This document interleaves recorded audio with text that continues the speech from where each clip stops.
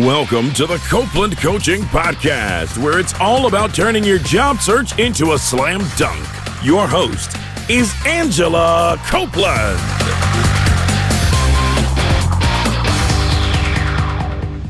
Welcome to the Copeland Coaching Podcast. I'm your host, Angela Copeland. On the phone with me today, I have Roger Dooley in Austin, Texas. Roger's an author, international keynote speaker, and consultant.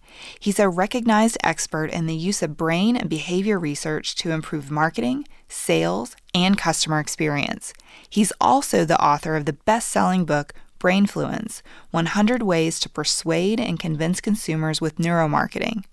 Roger also writes the popular blog Neuromarketing and the Brainy Marketing column for Forbes. Roger, thanks for joining me today. Great to be here, Angela. Thank you.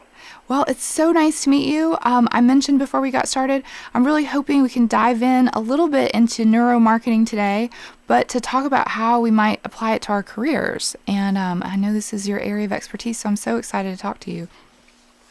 Well, certainly everything is about influence, whether you're marketing a product, whether you're in a direct sales situation, or whether you are in a career change situation.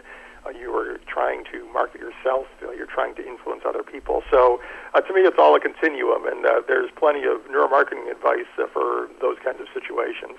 Oh, perfect. Well, I know that you host a podcast called the Brainfluence podcast, and you recently covered a topic that was really interesting to me because we often think that the things that motivate us are money, and you covered whether bonuses and paychecks motivate us. And I'm curious what you found sort of in that exploration. Right. Well, that was probably my conversation with Dan Ariely, who is a well-known author, and he did a little book called Payoff on Motivation, and some of it was his own research and some of it was research from other people.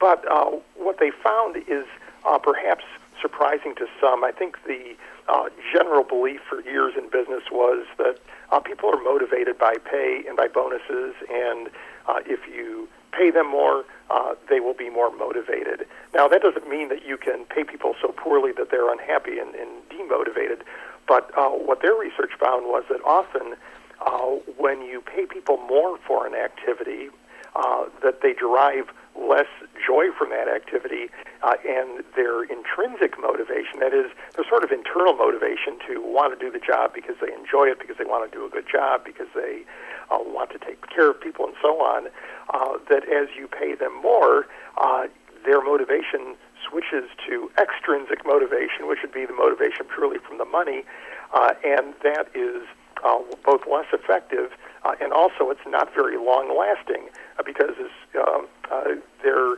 need for that more and more extrinsic motivation goes up. So it's really sort of a catch-22. I'd be the first to say that people have to be paid appropriate amounts for their work, but that the correlation between we will pay more money, give a bigger bonus, and get better results is often non-existent. Now, then you've got sometimes, say, bonus situations that are so motivating, as in, say, with some financial products where you can even produce unethical behavior or illegal behavior because the bonus is so motivating, but that's not the kind of behavior that you're looking for either, typically. And the best situation is if you can make the work itself as enjoyable as possible. That will be a far better motivator than trying to pay people to do it. And I have one example that goes with that, too. I've been an online community manager, builder, administrator, and so on for many years. And many communities online run using volunteer moderators. Right. In other words, people who are part of the community and devote part of their time every day or periodically to helping that community run smoothly by introducing new people to the rules or by correcting problems where people might be fighting and so on.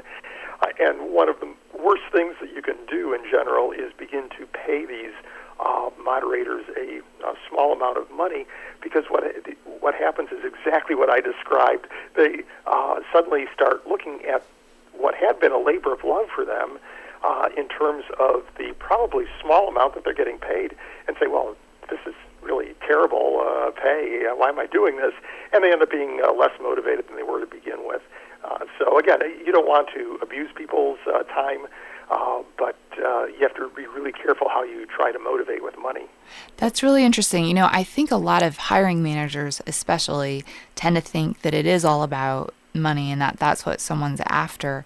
But when I talk to job seekers, that's rarely the thing that they lead with. There's usually some other issue that they're unhappy with or that they want to change in terms of why they're looking.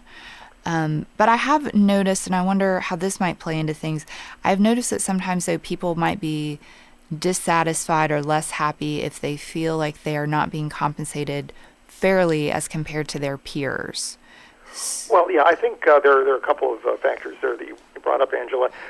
One is, when the hiring process is taking place, understanding what that person's motivation is. And having been on the other side of that desk many times, if somebody expressed that the key reason they were looking to make a change, they wanted to join my company was because they wanted a higher salary than they were currently earning, that would be a huge red flag to me because I knew at that point that, and I often dealt with people in technology where the market could be tight, where you'd have people who have multiple job offers and so on. I knew that if that person's primary motivation for changing jobs was to increase their pay, that 6 months or 12 months down the road, they might be presented with a better offer from somebody else and take it because they were making more money, and that's what they were hoping to get out of that job change. But of course, you have situations where somebody is grossly underpaid in their current position, and they're simply trying to get up to parity. It's a different story. But as far as that peer comparison, I think that everybody has an innate sense of fairness, and if they feel that somehow that fairness is being violated, then yes, that will create dissatisfaction and demotivation. And one of the things that really is challenging for people who are administering salaries is this human bias that we all have, that everybody thinks they are at least average, and most people think they're better than average. True. And you see that when people rate their driving ability, you see it when people rate their intelligence or their people skills, and so on. It's like the Lake Wobegon effect where everybody is above average. Mm-hmm. And so when you are a people administrator of some kind trying to come up with fair compensation for people of differing backgrounds and abilities and so on, it creates issues. And that's why many companies still have less than complete transparency in their salaries, simply because it's difficult. Somebody's always going to be below somebody else. And they're going to see that as unjust. Although, occasionally, complete transparency has worked, where companies have just basically full disclosure, and they've tried to do the best they can to make things fair. And since there is transparency, at least that's some kind of a plus there for the people, even if they feel, okay, well, I don't know if that person is really worth 10% more than me, but at least we all know what the game is. Yeah. It's interesting. You mentioned being on the hiring manager's side, and sort of if someone were to express that money is a motivator, it's kind of a red flag for you. I've seen situations that are almost the opposite, which are also quite interesting, where, say, the person did pretty well financially, the job seeker, for years, and they were in jobs they didn't really like. They made enough money, and at some point, say around age 45, they decided to make a switch, and they wanted to pursue something they loved, and they didn't care about the money anymore because they had enough in their retirement account, like they were good to go. And I've actually seen hiring managers who won't hire that person because they're convinced that the person is actually secretly motivated by money and will quit after they get hired for less. Well, that sort of goes with the overqualified scenario where you get this candidate who is so amazing that you think, well, boy, they can't possibly want this job, but right. As soon as something better comes along, they're going to be doing that. And I think those cases really have to be evaluated on their merits. Uh-huh. If somebody said, hey, look, I'm changing careers and I want this job, I'm willing to spend 6 months at a reduced salary because I want to prove that I can do it. then that makes sense. There's a coherent story there, and we're both agreeing that we're going to revisit that. If it just doesn't quite add up, like why would this person want this job, and you can't really sort of puzzle that out in your head, and that can be, I think, a bit of a red flag. Probably honesty is the best policy there. And I think there's another psychological phenomenon that I wrote about in my book Brainfluence, and that is that sometimes price sets expectations. Yes. The classic experiment involves wine, and wine, like human beings, can be kind of a subjective thing to evaluate. Unless you're a master sommelier, if you taste wine, you can have an impression, well, that tastes pretty good, or I don't like it, or, wow, I really like it. And an awful lot of your actual taste experience is made up by your expectations. And the way scientists showed this was by giving people samples of wine. It was all what's called $2 Chuck. It's a Charles Shaw wine you can find at Trader Joe's. Now it costs about $3 a bottle, so it's not great wine, but psychologists love it because, A, it's cheap. They can get large quantities of it for not much money, and it's mass-produced. So you don't quite have to worry about the vintage or whether one bottle is going to be much better than another bottle. It's pretty much all the same stuff, and it's plausibly wine-like. So they gave people samples of this, and some of the people believed it was a $5 wine, and other people believed it was a $45 wine. Oh, wow. And as you might expect, the people that thought they were tasting a $45 wine said they liked it better, which I think if you went to a friend's house, you would do the same thing. If they just said, hey, you just got this wine, it's $50, what do you think? You're not going to say, nah, it tastes like $2 Chuck to me. You're going to say, oh, it's interesting, complex, fruity, whatever. And because of sort of a social expectation. And you wouldn't want to make yourself look stupid by saying that you didn't really care for this expensive wine. But what they found was when they put people in fMRI machines that measured their actual brain activity while they were tasting these wines, the people who tasted what they thought was a $45 wine had their pleasure areas of their brain light up more than the other ones. So not only did they say the wine tasted better, they actually experienced a better wine. And that type of thing has been replicated again and again when you ask people about products. People use price as a proxy for quality, particularly where they are unsure what the real value of something is. If you were asked to buy a digital camera and you knew nothing about digital cameras, you might tend to lean toward the more expensive one simply because you thought it'd be a safer bet. Right.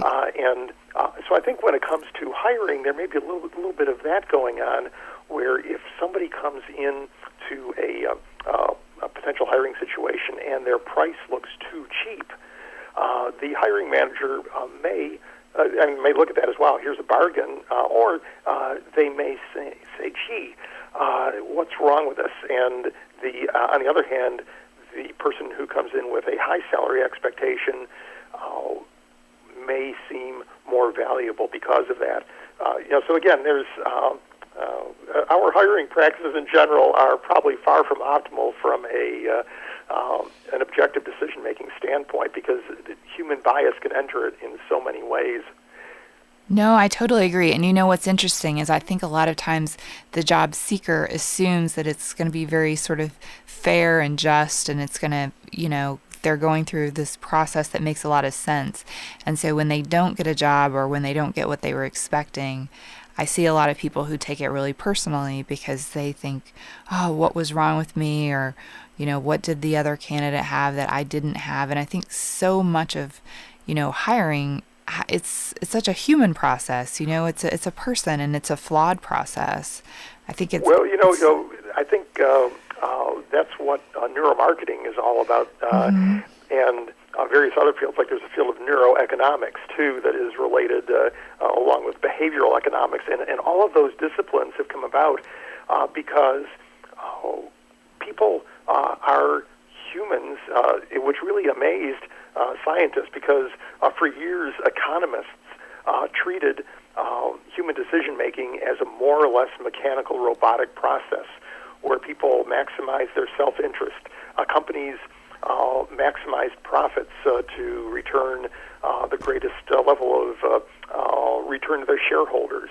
And it was basically a very logical, rational, analytic, mechanical process, and that's what all of our economic models were based on, and that's what a lot of our marketing decisions were based on when we're advertising products. We talked about features and very specific benefits and the specifications of the product as if we were dealing with very analytical decision makers. And in the last 20, 30 plus years, these other disciplines that focus on how people really behave have sprung up. One of the first ones was Herb Simon at my alma mater, Carnegie Mellon, who found out that business managers don't really optimize. They do what's called satisficing. They sort of do enough to keep their various constituencies satisfied. And at the time, it sounds obvious, but that was a stunning breakthrough, and he eventually won a Nobel Prize. Oh, wow.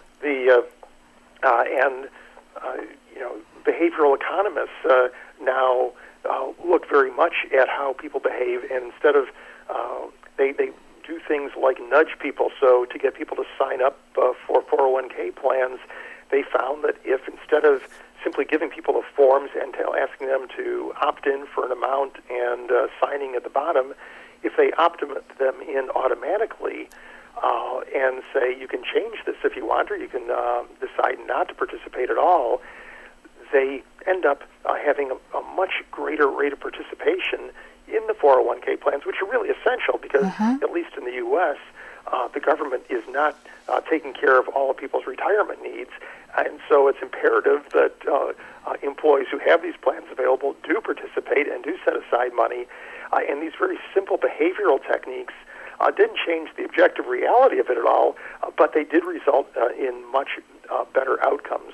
So, the world is changing. People are being recognized as being at least partly humans who have many cognitive biases and behave irrationally. I think Dan Ariely's book, Predictably Irrational, was a pretty good breakthrough in the field because he spent the whole book sort of debunking the idea, often in very simple and elegant ways, that people behave in a rational fashion.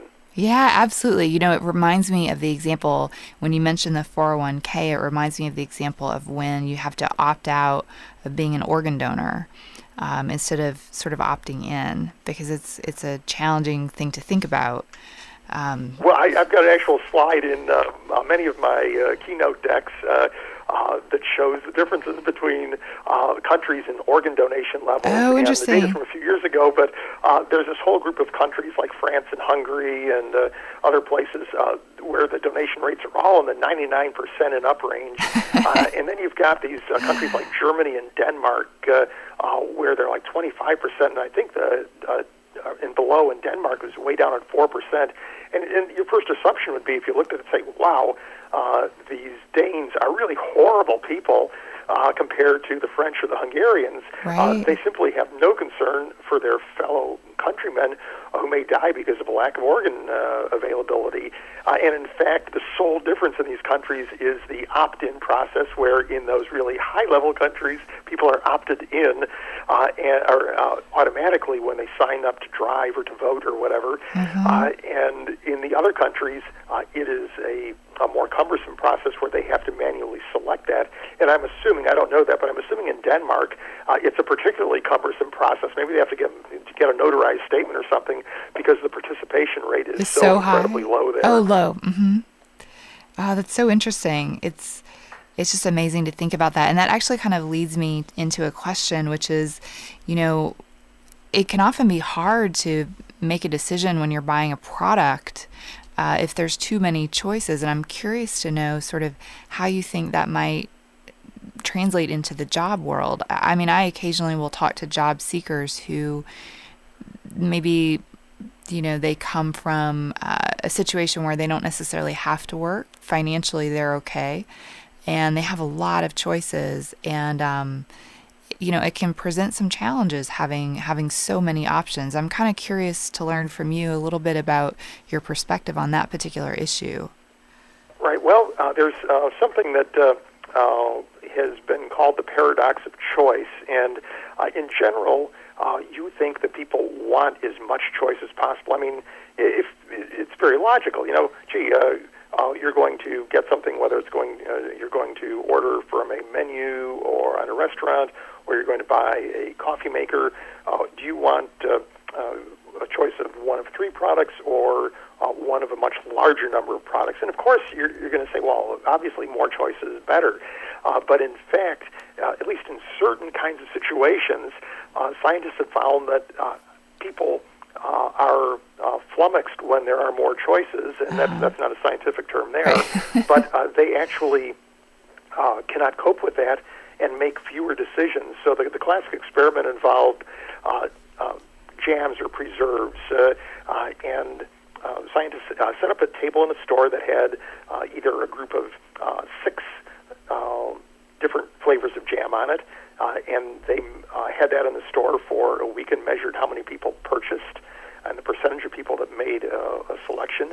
And then they went back to the same store next week and repeated the experiment, only they had 24 jams. Now, you would think that since now you can get raspberry pomegranate that you couldn't get before, that's going to appeal to somebody who might not have bought the first time, and that almost certainly you're going to sell more with the greater number of choices. And in fact, on that experiment, they found that they sold less product. Mm-hmm. And this has been replicated in other areas. So there's actually been sort of a choice architecture developed for people who are selling things to make it easier to make those choices and how to steer them. And I think Amazon is an example of a company that solves the choice paradox reasonably well because they provide almost infinite choice. And imagine if you just had all those choices at Amazon without any tools to make a decision. Right. You would probably blunder around for a while and end up leaving more confused than when you started. But they provide a whole set of tools to help you discriminate. They rank the products by the relevance to what you were looking for. They show you which are the best sellers, and they've got cues for that. They give you product ratings. They give you reviews from other people where you can see if it'll match up with your needs and so on. And so by the end of it, even though they provide a lot of choice, you can make a good decision and feel good about that decision. And then, of course, they make it super easy to buy, too. Right. Part of their choice architecture is one-click ordering, and that is brilliant because it takes all the friction out of that process. So they cope with the choice paradox very well. But when it comes to job seeking, I think that one of the issues is you often have very sort of hard-to-compare opportunities. You're not comparing 2 apples, one of which is slightly shinier or fresher looking than the other. You are comparing, apples and an apple and a slice of watermelon and a pomegranate, and you really have to decide from the job seeker standpoint what is going to, be best for you. And part of it is strategy, but I would also let emotion play a role. There's some evidence that when people get too rational about stuff, they make poor decisions. And I think it was Dan Ariely that wrote about this as well. When people are choosing a place to live, and maybe they're comparing a close-in, they're working downtown, so they have a choice of a close-in apartment or house that would be rather small, and one that is maybe a 45-minute drive away, but they could have a yard and a much larger house with more amenities and newer fixtures and so on. That when people start to sort of compare pluses and minuses, all these additional features in that distant house makes it seem like the much more logical and rational choice. But research shows that they're actually often unhappier in that choice because what really they're doing is wasting maybe an hour and a half of time each day with that commute. They're seeing less of their kids, their families. They have less leisure time. And so I would if I were a job seeker evaluating opportunities, I would let emotion guide me, at least to a degree. I love that. And it's funny, not to get off on a tangent, but I'm actually in the market to get a house, and in a few hours I'm going with my realtor to check out houses. Well, there you go. Now you've got your strategy.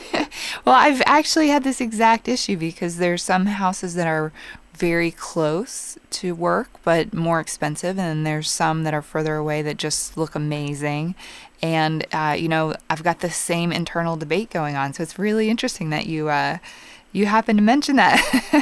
Well, yeah, and I see my dilemma was a little bit different because I work from a home office, and so I chose to locate in more of a suburban area in Austin, even though downtown Austin really has amazing amenities. And one of the strategies that we considered was living either downtown or very close to downtown, so that we could constantly be taking advantage of those amenities. We ended up valuing the space and the privacy and the outdoor living aspects and all of that, and making the decision that way. And so far it's been, we think, a great decision. But you really got to try and visualize sort of the reality of life in the different situations, and which is really going to make you happier. And I think that probably I had said, okay, we're going to get a much smaller place, maybe a condo in a downtown high-rise, which would be a totally different lifestyle. But that could be fun, and if you found the life aspects appealing, then that would be great too. And I think jobs are the same way. Right. There's not one right answer to a question. You can have multiple right answers. They may set you on a different course. Right. But you can't just say this one is best. And I think that looking at pay alone is a mistake that people make. It's kind of like choosing the big house with the extra amenities, where you're it's really coming down to one variable that may not be the most important variable in the long run. No, absolutely. And I think you just mentioned something that I think is also really important. I've noticed with a lot of job seekers who have multiple options, they can sometimes get paralyzed because they're trying to sort of mentally picture the ultimate best option as if it's sort of a permanent final decision. And I think you've got to keep in mind that you can always change your choice in the future, or like you said, it leads you down a path, maybe a slightly different path, but it's not necessarily as permanent as I think it feels in that moment. But being kind of paralyzed and not making any choice can be worse than picking something that's not 100% the very perfect choice. I don't know if that makes sense. I do, and I think that if I have to, if I were to look back and say, okay, which things would I do differently, purely from a career standpoint? Right. I think that, like many people, I've tended to stick with a situation for a little bit longer than I should have. In other words, yes. Once I realize that, okay, this is not going to be the ideal situation for me for whatever reason in the long run, that there's this sort of comfort factor in risk avoidance that argues against making a change. And I think that can apply to a job change or two, where they may choose a safer position, even though it's not really what they want in the long run. They think, well, this will let me buy me a year or two or something to get to a better place financially while I explore what I really want to do. And I would say that in most cases, that's a mistake. If you can take a position that really fits with your longer-term strategic plan, and probably having a longer-term strategic plan is a good thing, even though life will intervene and your strategic plan will not come to pass. I can guarantee that.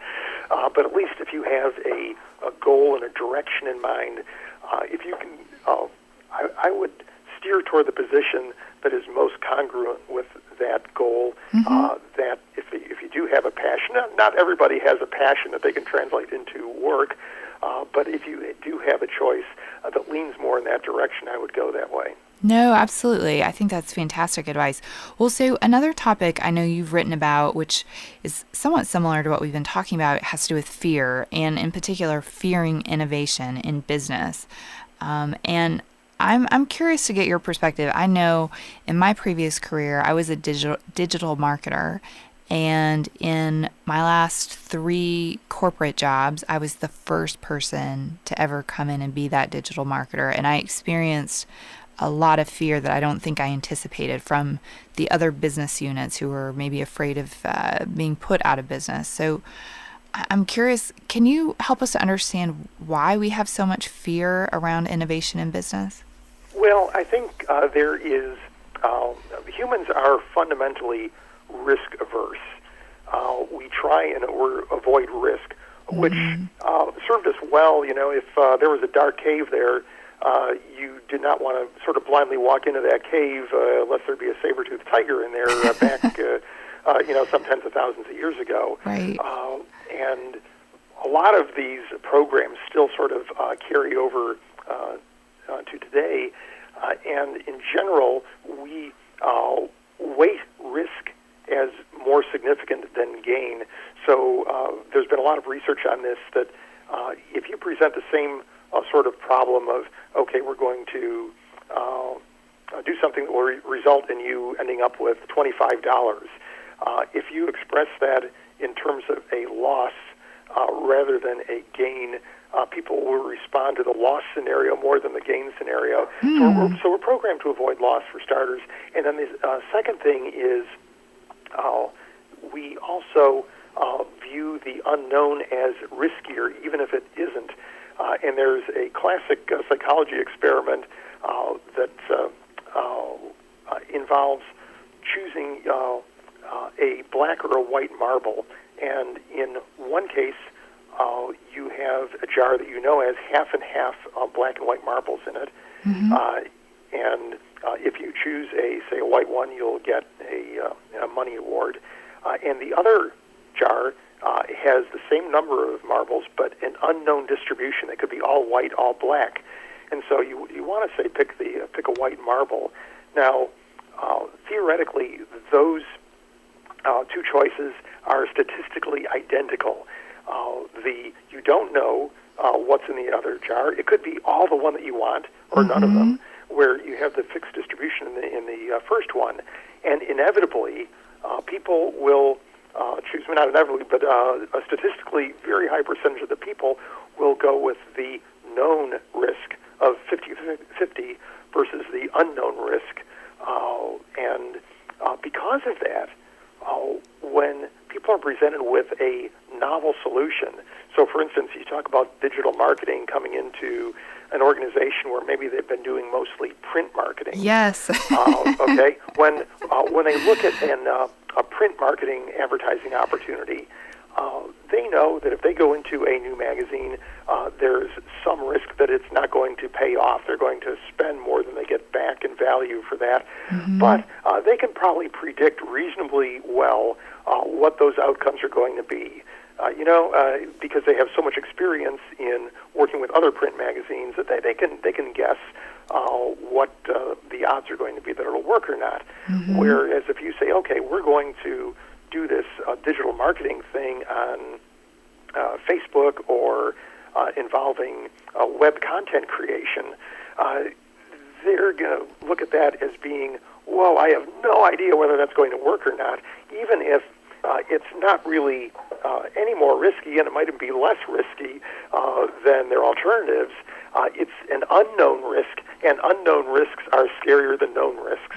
So that's one of the biggest barriers to doing things differently than just keep on doing what you're doing. And I've seen it played out myself in business situations where business opportunities were turned down because they just the managers could not, who were making the decision, could not quantify the risk in their own head, and that made it seem much scarier than it really was.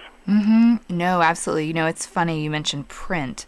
So in my case, the particular situation was I worked for a large company that had a Yellow Pages print group, and it was maybe like 40 people, and I was hired to come in and do digital marketing. And the head of that group was so, scared about this idea of digital maybe taking over and possibly taking their budget eventually, that about once a month he would invite in a consultant and say, this person could replace Angela and we could manage this person. And they would come in and do a presentation, and I would often be invited to this presentation to listen to how I could be replaced. And there was never a problem. It was just the group was just afraid of the possibility of something happening. They have a right to be afraid. Yeah. I worked with a business that unfortunately had forward-thinking management. They were involved in providing print advertising venues. Right. In this case, to colleges and universities. They created these wonderful, beautiful, glossy guides for different kinds of college situations, whether it was a guide to liberal arts colleges or Christian colleges or Hispanic MBA programs. And this was really great stuff, and it gave colleges a chance to put their best face on and reach people who were interested in those topics. But they saw the handwriting on the wall and ended up buying a company that I co-founded that was the biggest digital platform in the space. And so they were accepting of that change. But, I could certainly see it in an alternate scenario where, a company would hang on to those print roots for way too long, much as Kodak did with digital and chemical-based film, where they just could not bring themselves to obsolete their cash cow. It was risky, it was unknown, and really scary. So they didn't do it, and of course everybody else did do it, and put them out of business for all practical purposes. Exactly. It was funny for me because this group often felt that I was starting rumors that the Yellow Pages book was going away. And I, of course, was not starting rumors. I think it was just common knowledge that the book was going away. So it was just an interesting time and an interesting dynamic. There is good news for paper folks, though, Angela. Yes. There is some interesting neuroscience on how people interact with paper media and digital media. And in general, paper media has a greater emotional impact than digital media. Now, obviously, you're not always comparing apples and apples. You couldn't compare, say, an immersive video with a static print ad. But when the two pieces of media are roughly similar in content and in size and so on, paper actually works better. It's a more sensory experience, and so there is a role for paper, and I think particularly now there may be even, I wouldn't say a growing role for paper, but people are consuming more and more media on these little devices we call smartphones. And so if you are a great cataloger and you have really amazing pictures of your products and so on, it's harder and harder to communicate that on that little tiny mobile screen. So there's actually sort of a multi-device thing going on now where people may start searching on their mobile device and then transition to a full-size screen on their laptop, either to study the thing more or to complete the purchase. So it's really complicated, and I know that I still enjoy getting print catalogs. I get a catalog from a custom shirt maker, and their catalogs are really gorgeous. And I really feel I know what the product looks like when I view it on there, in their book, and even compared to a pretty good online experience on a nice size laptop screen, I still feel that their print catalog does a better job of communicating both the product appearance and also a better emotional impact. I mean, I feel like I can, almost feel the texture of the fabric better than I can on a laptop screen. Yeah, I totally agree. I love getting catalogs. They're fun to look at, especially if it's a product that you really like. Well, so speaking of sort of things that are tangible and in person as opposed to online, I know that you have a book, a section of your book called Brainfluence in Person, and you cover things like schmoozing and shaking hands like a pro and smiling, and it really made me think of sort of first impressions and the first impression that comes into play when we are interviewing or looking for a job. I was wondering if you could share with us a little bit about why these things are so important. Sure. Well, I think the schmoozing thing is probably one of the most valuable to know about. And first of all, I have to interject, though, that in-person interviews, unless you're hiring for, say, a sales position, are probably the worst tool for evaluating candidates.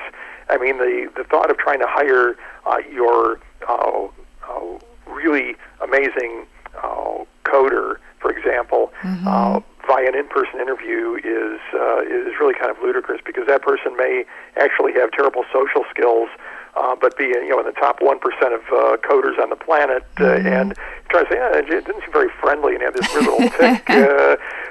So to me, that's something that as hiring managers we need to distance ourselves from a little bit and focus more on things that are a little bit more relevant and reproducible. But having said that, since the interview process is still a part of hiring at many or most organizations, the first impressions really do count. And one of the there's a whole bunch of research on first impressions. Imagine even on websites, people form an impression of the website in between 50 and a few hundred milliseconds, okay? That's less than half of a second. That means they haven't had a chance to read the headline or look at the picture in any detail. It's just that impression.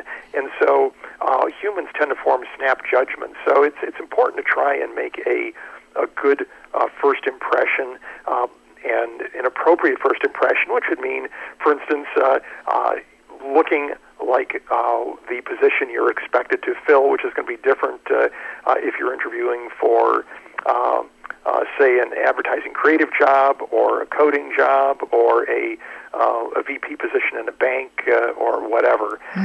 So, that first impression has to be congruent with the opportunity. And so that would be one thing. But let's jump over to schmoozing a little bit, because to me this is one of the most powerful tools. There's a classic experiment that psychologists use called the ultimatum game, and it really sort of involves how two people would complete a very, very simple negotiation. And the form of the game is this. There are two players, and they don't know each other. And the first one is given a small amount of money, say $10, and said, you can divide this between you and the other person in any ratio you wish. You can give them all 10, you can keep 10, you can keep 8, give them 2, you can do 5 and 5, 6 and 4, whatever. You make the decision, and then you tell the other person your decision. They have a choice to make. They can either accept or reject your decision. If they accept your decision, then both of you people keep the money for yourselves. If that person rejects the decision, though, then the experimenter keeps it all. Nobody goes home with any money. Now, if people were rational, we started off the conversation by talking about how people behave in a rational way. This is one great proof of that, because if people were really rational and logical in all of their decisions, even if that first person said, okay, I'm going to keep 9 and give you 1, that rational person would say, well, hey, yeah, it's only $1. Maybe the person's a jerk, but I'm going to walk away with $1 more than I had, and they'll pay maybe for half a cup of coffee. But in fact, people are not logical robots. About a third of the time, well, first of all, about maybe 40% of the time, the offers are unfair. In other words, that's where fairness is defined as 6 and 4, 5 and 5, or 4 and 6. So often, many times, people do choose to try and keep a little more money, saying, I think I can probably hang on a 7 and still get the other person to go. But in any case, in the real world, when this experiment has been played thousands and thousands of times in different labs, what they find is that a third of the time, 1 out of 3 times, the second person rejects the offer. So what should be a no-brainer for the players, I mean, both of them have the opportunity to walk away with more money than they had when they walked into the room, and this takes place in a period of just a few minutes. So it should be a no-brainer that they both walk away with money. A third of the time, it ends in failure. Wow. So one set of scientists decided to try a little variation on this, and they were able to increase the success of that little simple negotiation. It's not really a negotiation because there's no back and forth, but they were able to increase the success rate from, instead of just 2 out of 3 being successful, to 19 out of 20. Oh, wow. And it's such a remarkable difference that you might wonder what little thing did they change. And what they did was they let the 2 people talk for 10 minutes socially before the experiment began. They didn't know what the game was. They couldn't talk strategy or anything else. They just got to know each other for 10 minutes. And that had multiple effects. The number of unfair offers was reduced, and that was a good thing. That no doubt resulted in greater level of acceptance. But even when the offer was in that unfair zone, they were more likely, the second person was more likely to accept the offer. And that combination of effects dropped it to only 1 in 20 being a failure.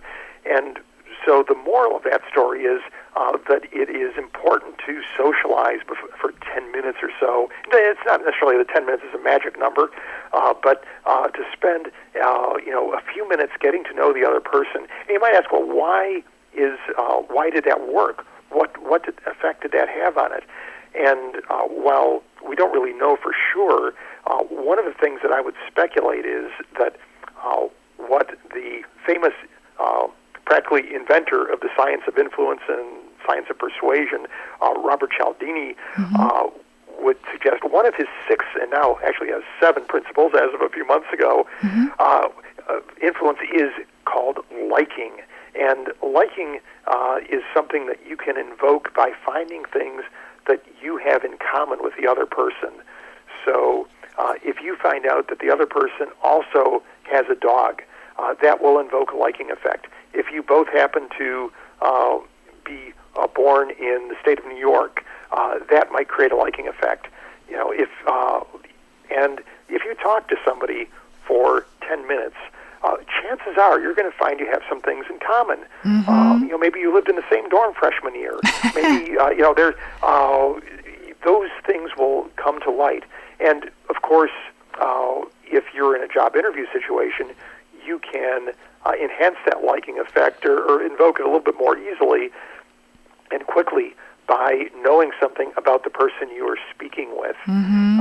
You can, in person, you can look around their office, and you may find that they've got a trophy football on their credenza, or pictures of a vacation in the mountains, or something.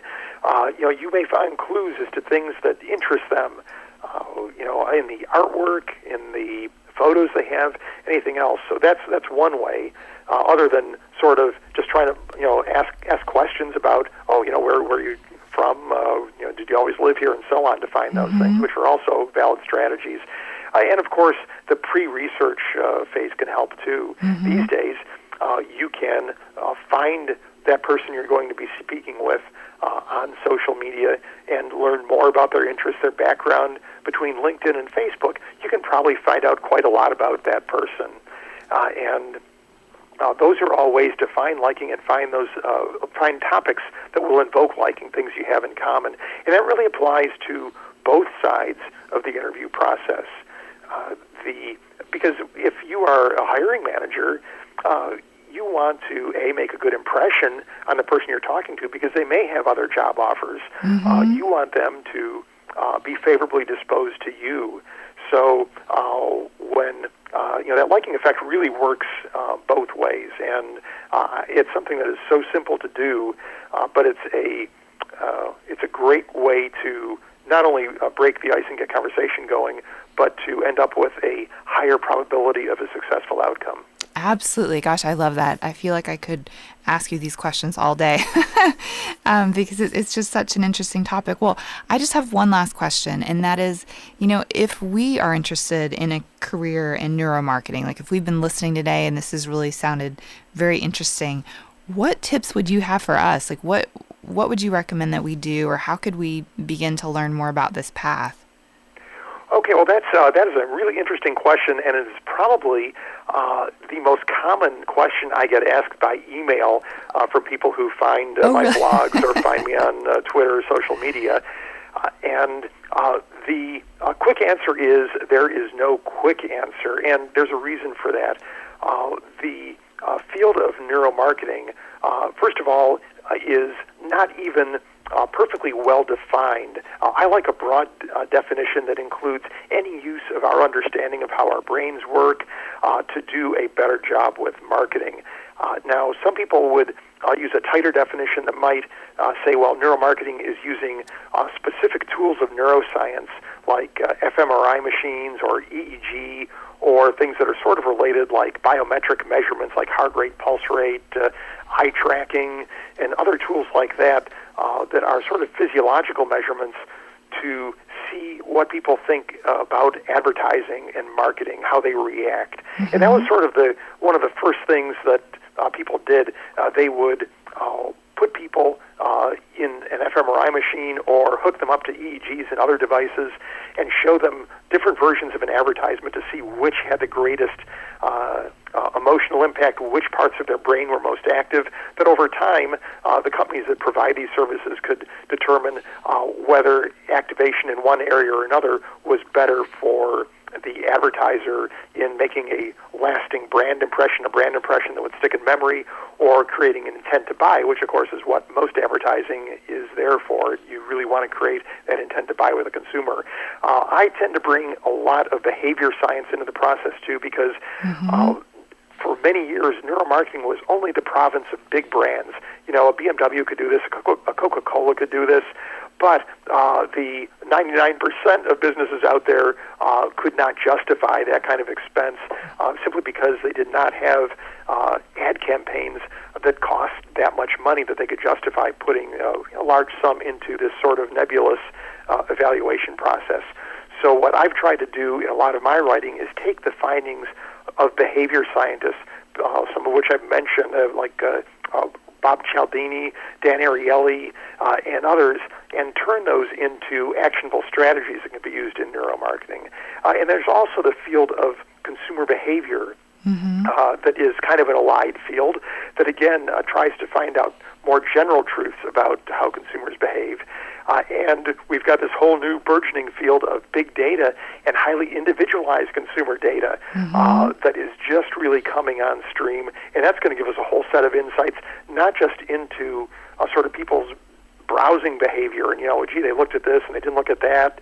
They clicked on this 5 times. That probably means something. But maybe even into their sort of personal psychology. And all this stuff is really rapidly developing.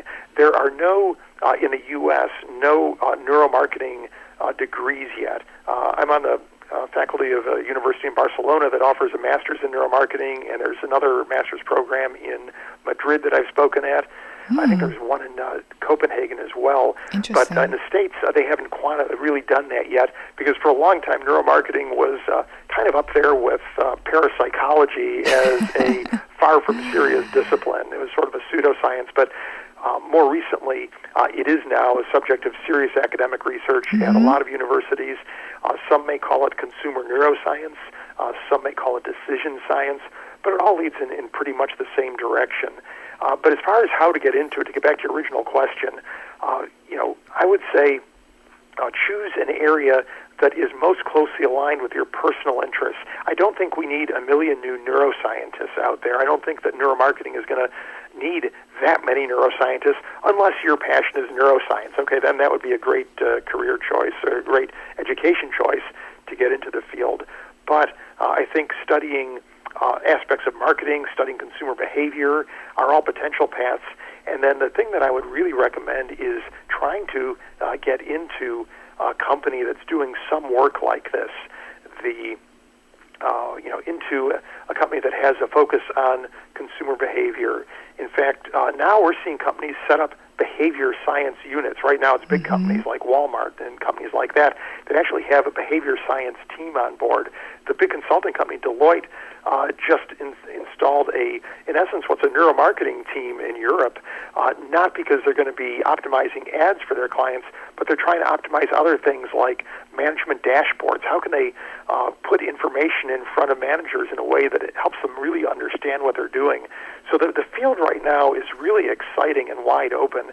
And some of the best things that people could do is associate themselves with a company, whether it's an internship, an entry-level position, something that would get them some hands-on experience, and that could be a guide really both to a next step.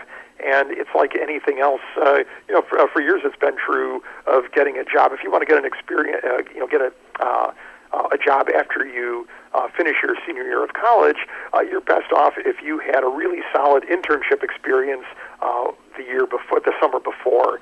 And to me, neuromarketing is sort of the same way, except it's really much less well-defined right now, which is good and bad. I mean, there's no clear career path. It's not like you can just take a degree, and if you want to get into chemical engineering, get a job in chemical engineering, get a degree in that. You can't do that, so it makes it tougher, but there's so many opportunities, and they're going to be growing. And what's going to be driving that growth, Angela, is that the cost of the tools is coming down very rapidly. I started off by mentioning fMRI machines. They still cost millions of dollars, and really aren't used that much for commercial neuromarketing. But other tools like eye tracking tools, implicit testing, biometric measurements, all of these tools are coming down to the point where they're costing, instead of tens of thousands of dollars, they're costing hundreds of dollars. And this is going to mean that instead of a few very specialized agencies providing these services, that probably just about any advertising agency is going to have those services in-house. Companies are going to bring some of these things in-house to do their own. So there's a lot of ferment, but I think it's all very positive for people who want to get into that area. Oh, that's great. That's such good advice, and it is such an exciting area. I'm sure there will be people. And I do have an epic post on my blog. So there's perhaps we can put a link to that in the show notes, but It's called Neuromarketing Careers, oddly enough, which also Googling neuromarketing careers would probably bring it up as the first result. But there I talk about some of the things that I just covered in a little bit more depth. Oh, that's great. That's great. I will absolutely put that in the show notes. And thank you for sharing all this great information. Roger, it's been so nice to meet you, and thanks for coming on the show. Well, thanks for having me on, Angela. It's been a lot of fun. Thank you. And thanks everyone for listening. Thanks to those of you who sent me questions. You can send me your questions to angela@copelandcoaching.com. You can also send me questions via Twitter. I'm at Copeland Coach. And on Facebook, I'm Copeland Coaching. Don't forget to help me out. Please subscribe on iTunes and leave me a review. Thank you for listening to the Copeland Coaching Podcast today with your host, Angela Copeland. Tune in next time to get more great tips on turning your job search into a slam dunk.